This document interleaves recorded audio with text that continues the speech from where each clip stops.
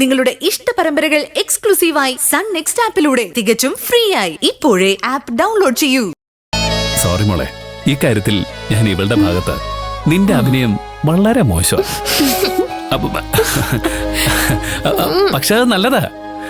മനസ്സുകൊണ്ട് നിഷ്കളങ്കരായവർക്ക് നുണ പറയാനും അഭിനയിക്കാനും ഒക്കെ വലിയ പാടായിരിക്കും.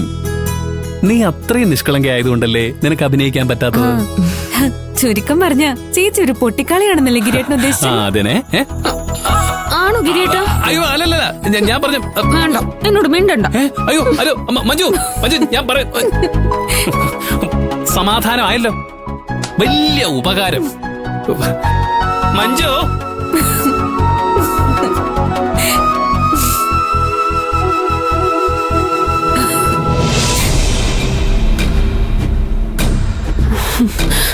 മഞ്ജുവിന്റെ ഗിരിയേട്ടന്റെ സന്തോഷം കാണണം. അല്ലെങ്കിലേ മഞ്ജു പറയുന്നതേ ഗിരിയേട്ടൻ കേൾക്കൂ. ഇനി ആദ്യ രാത്രിയും കൂടെ കഴിഞ്ഞാ പിന്നെ ഈ വീട് ഭരിക്കുന്നത് മഞ്ജു ആയിരിക്കും. അമ്മ മര്യാദയ്ക്ക് മഞ്ജുവായിട്ട് വഴക്ക് കൂടിയിരുന്നെങ്കിൽ ഇപ്പൊ ഈ പ്രശ്നം ഉണ്ടാവില്ലായിരുന്നു. നിനക്കത് പറയാൻ എളുപ്പമാ. ഗിരി എന്നോട് പിണങ്ങിയാലും നിനക്ക് കുഴപ്പമൊന്നുമില്ലല്ലോ. അവൻ എന്റെ മകനാ. ജീവിതത്തിൽ മറ്റെന്ത് നഷ്ടപ്പെട്ടാലും ഞാൻ സഹിക്കും. പക്ഷേ അവനെ നഷ്ടപ്പെടുത്താൻ എനിക്ക് കഴിയില്ല.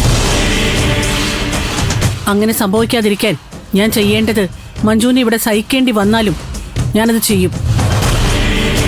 ഇപ്പൊ എടുത്ത ഈ തീരുമാനം ഓർത്ത് അമ്മ ഒരുപാട് ദുഃഖിക്കേണ്ടി വരും.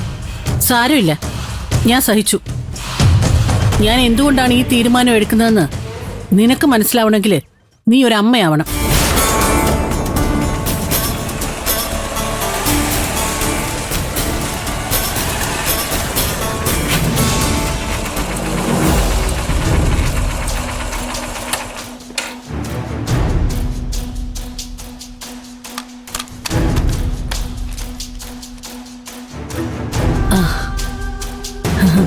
എന്താ മുഖത്ത ഇതൊക്കെ?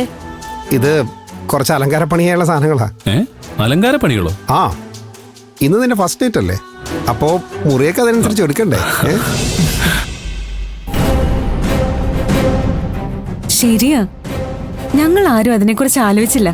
ആ, അതിനുള്ള സമയമേ നിങ്ങൾക്കൊന്നും കിട്ടില്ല എന്ന് എനിക്കറിയായിരുന്നു. അതുകൊണ്ട്